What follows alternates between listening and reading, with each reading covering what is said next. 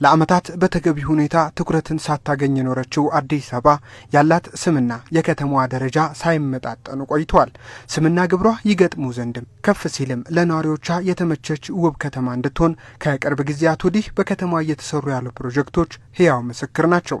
ገጽታን የመገንባትና ውበትን የመፍጠር ብቻ ሳይሆን ዜጎች የተሻለ የአኗኗር ዘይቤን እንዲከተሉና የተሻለ ኑሮ እንዲኖሩ ማስቻልም ነው። በዚህ ግስጋሴ ውስጥ የምትገኘው አዲስ አበባ አሁን አዲስ ገጸ በረከት ልትሰጠን ሽር ጉድ ላይ ትገኛለች። የአራዳ ሌክዠሪ ሞል ፕሮጀክቱ ከተማዋ የገቢ አቅሟን የምታሳድግበት ሲሆን ከተጀመረ ገና 7 ወራት ያስቆጠረ ቢሆንም በአሁኑ ሰዓት በፍጥነት እየተከናወነም ይገኛል። የግንባታውን ሂደት የጎበኙት የአዲስ አበባ ከተማ ከንቲባ ወይዘሮ አዳነች አቤቤ ፕሮጀክቱ መዲናዋን በዓለም አቀፍ ደረጃ ተወዳዳሪ የንግድና የመዝናኛ ማዕከል የማድረግ ትልምን የሚያሳካ ነው ብለውታል።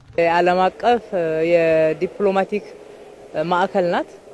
በርካታ ዓለም አቀፍና አህጉር አቀፍ ተቋማት ያሉበት እንዲሁም የአፍሪካ ዋና ከተማ እስከ መባል ደርሳለች። እነኚህ ሁሉ ለኛ ትልቅ እድሎች ናቸው።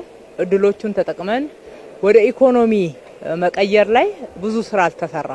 ዛሬ ግን አዲስ አበባ የአፍሪካ የዲፕሎማቲክ ማዕከል በመሆንም የምትመጥን ከተማ ስለመሆኗ በተለያየ መንገድ አዳዲስ ሀሳቦችን ደግሞ መስማት ችለናል።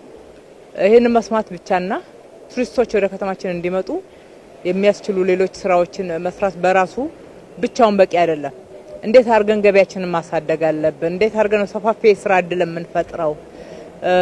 እዚህ የሚያገኙትን ገቢ ወደ ሌላ ሀገር ይዘው የሚሄዱበትን ሁኔታ ማስቀረት የምንችለው እኛም ለሸመታ ወይም ደግሞ ለግብይት ወደ ሌሎች ሀገሮች የምናማትርበት ሁኔታ መቀጠል የለበትም ማቆም አለበት በሚል የታቀደ ፕሮጀክት ነው።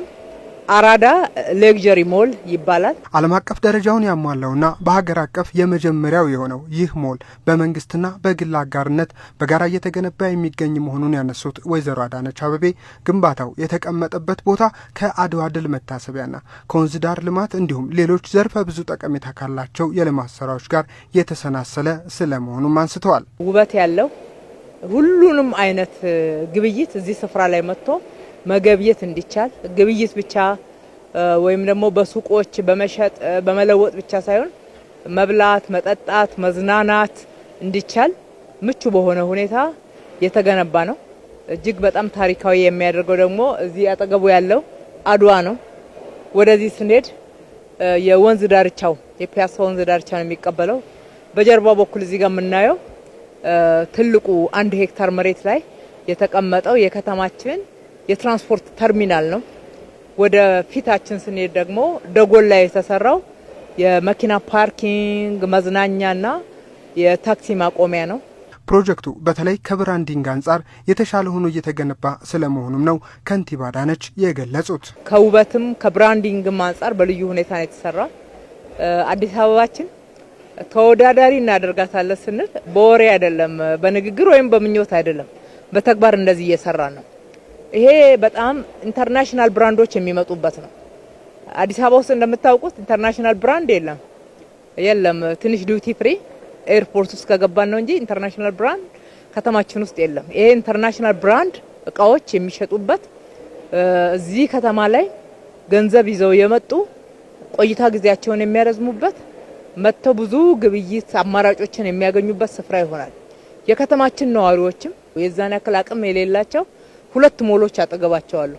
እዚሁ ዙሪያ ላይ ማለት ነው 3 ሞል ነው እየተገነባ ያለው። በሀገር አቀፍ ደረጃ ደረጃውን የጠበቀ ሞል አለመኖሩ ቁጭት ውስጥ ይከታል ያሉትና ከመንግስት ጋር በአጋርነት ግንባታውን እያከናወኑ የሚገኙት ባለሀብቱ አቶ ማናየ ሰንደቁ ግንባታው ከገቢ ባሻገር ዘርፈ ብዙ ትርጉም ያለው ስለመሆኑም ያነሳሉ። ይሄ ፕሮጀክት ዋናው ዓላማው ገቢ ከማምጣት ወይም ደግሞ ከትርፍ አኳያ አይደለም። ከሱም አንጻር ቢሆን ትልቅ ኢኮኖሚካል ጥቅም ያለው ነው።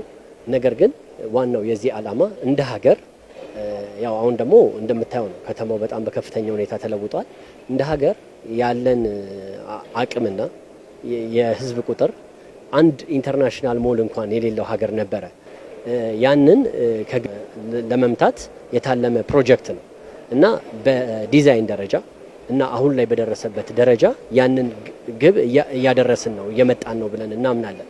ስለሆነም አሉ አቶ ማናዬ ከተማዋ በዚህ ልክ በመንግስትና በህዝብ ርብርብ እየዘመነች ባለችበት ወቅት የዚህ ልማት ተሳታፊ መሆን መልካም እድል በመሆኑም ለሀገራችን ሁላችንም እንስራ ሲሉም ነው መልእክታቸውን ያስተላለፉት።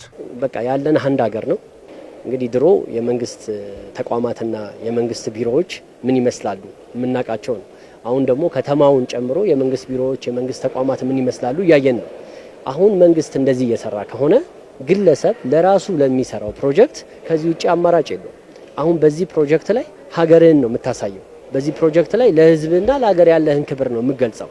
ስለዚህ ያው ገንዘብ በተለያየ መንገድ ይመጣል። ስለ ሀገራችን እንደዚህ አይነት ነገር መስጠት አለብን እና ሁሉንም ባለሀብት ወደዚህ ነው የምጋብዘው። የአራዳ ሌግዠሪ ሞል ግንባታ የሀገር ውስጥና የቻይና ባለሙያዎች እየተሳተፉበት መሆኑን ደግሞ የነገሩን የፕሮጀክቱ ዳይሬክተር መሐንዲስ ቅዱስ ተክሉ የስትራክቸር ስራውም 92 በመቶ የተጠናቀቀ ሲሆን አዳዲስ የግንባታ ቴክኖሎጂዎችን ያስተዋወቀና በስራ ሂደቱም በአሁኑ ሰዓት ከ1200 በላይ ለሚሆኑ ዜጎች የስራ ዕድል የፈጠረ ስለመሆኑም ጠቁመዋል።